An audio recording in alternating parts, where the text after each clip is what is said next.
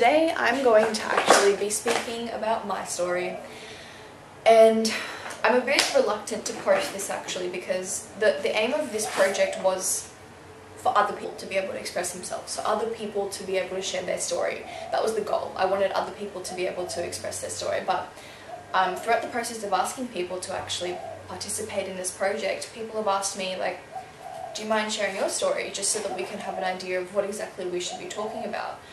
Just to clarify, there's nothing you should be talking about. This project is all about freedom of expression. It's all about whatever you want to say. I'm giving you a chance to, you know, and even if it doesn't go far, even if only like 50 people see it, those 50 people have seen something that's personal to you, something that is important to you, and so it doesn't really matter the quantity of people that see it. It's all about giving you the chance to really talk about something that's important, talk about something that's meaningful, talk about something that you've wanted to get off your chest, which is so important because with the lack of emotional support and expression of emotion that we've got lately, people are afraid to really be open and talk about things that are scary, you know, make them feel things that are not necessarily deemed normal. So I'm introducing myself. My name is Cristina. I'm turning 19 soon, and my biggest passion is helping other people. Why do I think it's hard for people to be able to express themselves? It's because we've been almost programmed, I suppose, to say, to believe that firstly our emotions aren't valid, and that there's always somebody else out there that has worse problems than us, so that silences the people who I suppose are more vulnerable and think that their emotions are not valid. But guess what? Your emotions are completely valid, every single one of them, every single one of you, any emotion you have is valid. So I think that it's very hard for people to express themselves because of the association of emotion and society. Also because we're kind of numb creatures at the moment. We only express happiness from what I've gathered and what I've seen on social media. People are totally okay expressing their joys, their revelries, whatever it is that's positive in their life. But they're not really happy posting about when they feel low, when they feel depressed. And that's only because of stigma, which is what I'm here to try and help and change. What does unconditional self-love look like for me on a daily basis? I've actually only just started this process of unconditional self-love, and part of it is creating this project because for me, I feel love for myself when I'm able to make other people smile and make other people feel good. How I tend to my spiritual, emotional, and physical needs and mental needs is listening to myself when I know I need something. So I meditate, I do yoga, I do things that help me ground myself and center myself back here on earth. When I think of loving myself unconditionally, I'm really excited. I think that this is one of the biggest things that I'm going to have to learn to do for myself, so that I can move forward and start doing more exciting things in my life. You know, going traveling, meeting people, connecting with people. You really have to learn to love yourself so that you can do those things to the biggest potential that you can, because when you're traveling, like, you're with yourself. You have to trust your instincts, you have to trust your intuition. Why is my body a good place to be? Because it's the one I've been given. I can't really change it. I mean, I could, but I don't want to.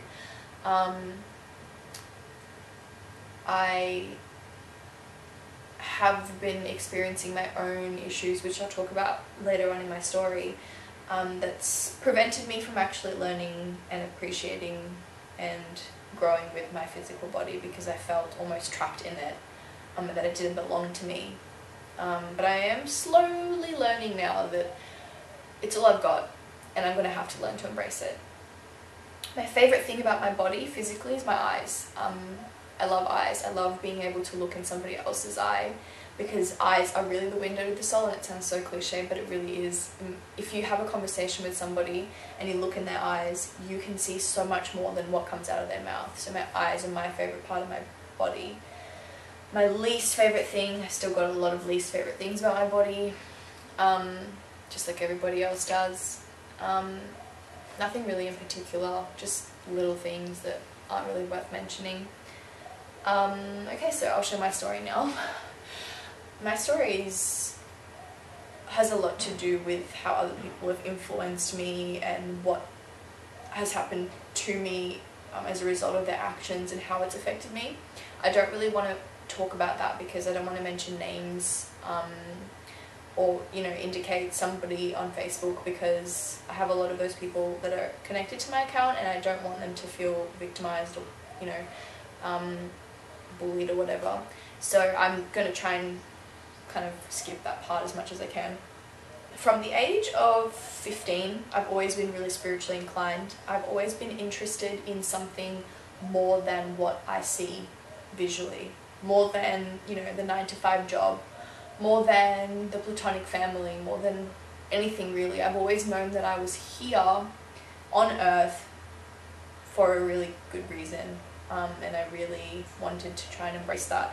I fought it for a really long time, and I basically went through the whole grade 10 rebellion stage, where I just, you know, didn't listen to my parents. I moved out of home for like, I think 9 months when I was 16. And during that time, I look back now and I really realized that that helped me really grow as a person. As much as it was a really uncomfortable situation, it actually brought out a lot of positives. Like moving out at 16 for for close to a year, it helped me learn about my own qualities and what I can and can't handle. It also helped me bring me closer to my family and be able to connect with them in a way that I've never before. During that period of time, my mum turned Buddhist, and that was really difficult for me because it was a really extreme change in my life, and so I didn't handle it very well, so which is part of the reason why I moved out. It was really scary for me to be able to see somebody I loved change so quickly, and it was really uncomfortable for me to be around them. Now I have like the most amazing relationship with my mum that I could ever ask for, but that experience actually brought me closer to spirituality. I came back home eventually, and I learned a lot more about spirituality. I started digging deeper into my roots, learning about my past lives, experiencing surreal experiences, learning about shamanism, learning about Egyptian mythology, learning about things that really resonated with me as a person. During this time, since I was a young kid, I would always be a really empathic person, and empathic to the point that I'd want to help people, but not only would I try and help them, but I would actually subconsciously take on their pain onto me, and I would feel it all the time. I was constantly an anxious, depressed person because I was always carrying other people's burdens around without realizing, because I really just wanted to help everyone. And during this period of time, they kept collating other people's problems into my own field. I was depressed, I was anxious, I was not able to focus on anything, and I really just dropped to a really low point. So I had one of those points in grade 9, and I was just in a really depressed state for a long time. And eventually I realized I had to remove myself from the person. That I started again, and then I met somebody else, and the same thing happened, and it was just me channeling so much love into them, and experiencing in return just pain. I just felt horrible all the time because I was trying to help somebody that didn't want to be helped, and so I just ended up depressed. Then in grade, like probably when I finished high school, I started really hating the fact that I was an emotional person. I really hated it. I felt so out of control. I felt depressed all the time. I didn't know how to help myself. I felt cursed with the fact that I was an emotional person. I felt angry at myself for being who I was because I was always in pain and I never did anything wrong, in my opinion. And so I basically, I don't know how it happened, but I started limiting my food because that was an element of control for me. Controlling what I ate made me feel in control of things that I didn't feel in control of, if that makes sense. A lot about eating disorders is people that experience eating disorders feel as out of control of other areas of their life, so they look for a mechanism of control, and it becomes addictive. And then after a while you develop this kind of thing in your head that repeats itself all the time, telling you to starve yourself, telling you to binge, telling you to purge, whatever it is that somebody experiences. But personally for me it was starving. So I became really depressed. I was obsessed with exercise. I was exercising like 3 to 4 hours a day with a very limited intake of food. I stopped talking to people. I pretended that I was fine. I was like, yeah, I'm good, nothing's going wrong with me. And I actually kind of believed that. I really thought that I was fine because I was on such an adrenaline rush of trying to pretend like everything in my life was fine. And there was a lot of traumatic events that happened to me that I don't want to share because of the people that are associated with it. But these traumatic events like kind of put a shock to my system, and this shock was like, okay, that's it, I don't want to experience emotion ever again, so I'm going to block it. And because I was so focused on starving myself, exercising, perfecting something that I thought I had control over, nothing else mattered. I didn't experience emotion. The only emotions I felt was fear and anger. For like a year and a half, I felt only fear and anger. That's the only things that I felt. And everybody else could see it. Everyone could see that I didn't smile anymore. Everyone could see that I was not laughing. Everyone saw that I was in pain. But I refused to acknowledge it. And I just kept getting worse and worse, and started blocking myself, started shutting people off, stopped talking to people. I was just obsessed. And eventually I became really sick, and my brain actually turned catatonic, I think it's called, and I started experiencing life really illusionary. My brain was actually in adrenaline mode, and everything I was experiencing was not really what I thought it was. My organs started shutting down. It was just a full-on experience that I kind of don't remember it because I think psychologically your brain forgets things that are traumatic for you, and I don't remember a lot of it because I was in such a dreamy state all the time. I wasn't unable to sleep. I probably slept 2 hours a night because my body was not able to fall asleep. I didn't produce the right hormones to be able to do that because I wasn't nourishing my body. I started working like 5 a.m. to 1 p.m. like every single day just to preoccupy myself. And then in the afternoons I'd always be spending time with people so that I didn't have to face my issues, and I just kept getting progressively worse and progressively more depressed, and I could not be alone for longer than 5 minutes without having a panic attack, because that would mean that I'd have to face the mirror. I'd have to face what was wrong with me. I'd have to face that I was physically sick and I was actually dying.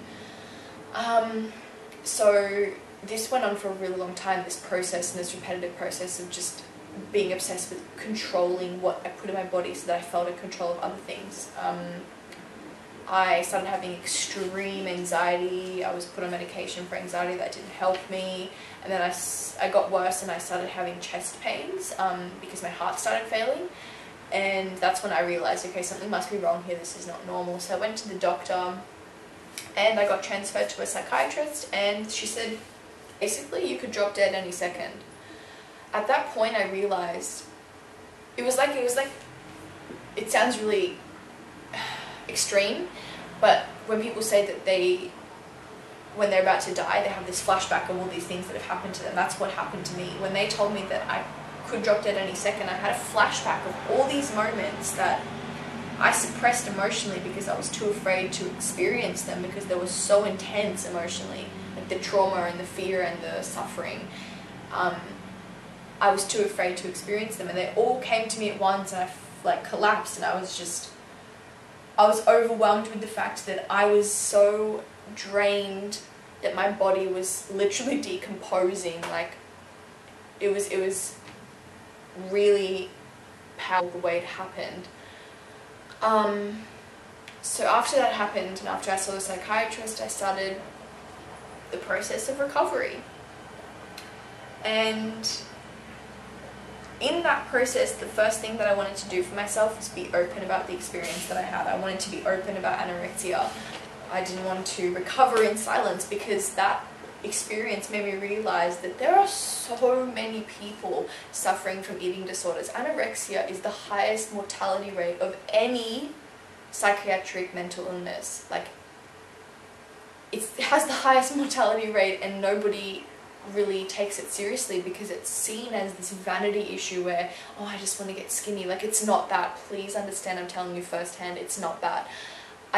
At the beginning, it's kind of like oh, I want to, lose a bit of weight. And you lose a bit of weight, and then people start noticing, and they're like, wow, you look really good. And then it feeds your ego, and you're like, wow, look, people are noticing me. I'm being noticed. And as egotistic as that sounds, I always felt so unnoticed because I didn't feel appreciated by the people around me, because I was giving and giving and giving all the time and draining myself emotionally, and I didn't receive anything in return, so I felt drained. So I thought, how else can I get it? Not consciously, I didn't consciously think this, but the link is that I wanted to see that people realized I was there. I felt dead. I felt like I didn't exist. I felt invisible, so I wanted people to realize that I was there. And so it starts off, you know, innocent, you lose a bit of weight, but then after that, voice comes in your head and it's like, oh look, I can take advantage of this. I'm going to use your vulnerabilities against you. I'm going to use your weaknesses and I'm going to starve you. And this is why anorexia and bulimia have the names Anna and Mia, because it's almost like an extra voice in your head. But the thing is, it's not an extra voice. It's not like schizophrenia. It's not an exterior voice. It's your own, but it's not a thought that you have power over, if that makes sense. It takes a lot of deprogramming to do it. So, told people that I was suffering, and because of that I received so much support, like really a lot of support, and it's only now that I've replenished my body and back to a, you know, a healthy state physically. I'm really still working on my mind, because anorexia is not a physical disease.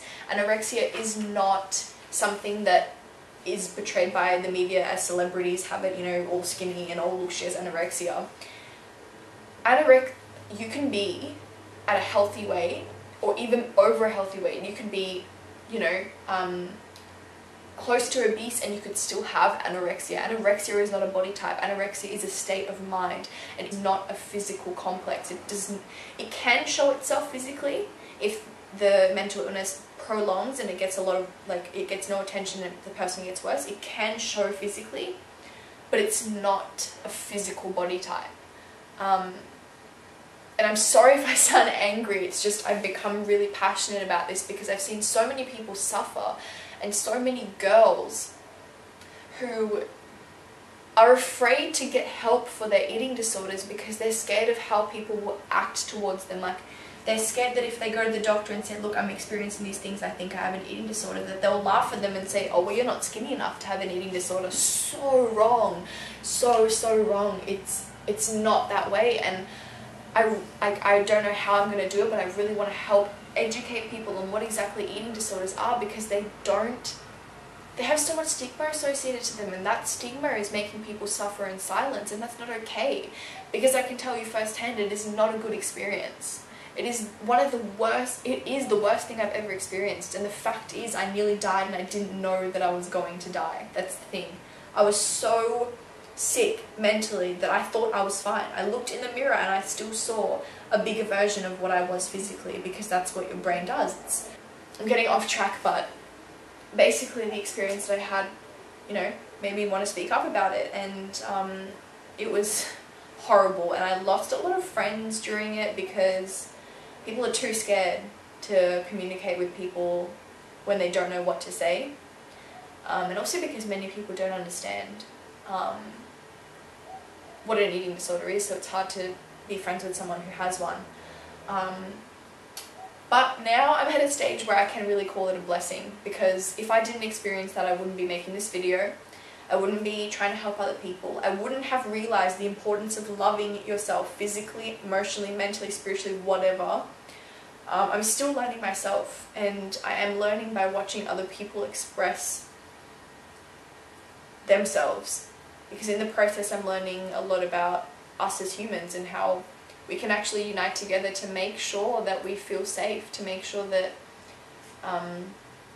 the word is spread that we can be ourselves, and it's okay to be ourselves. There's nothing wrong with it.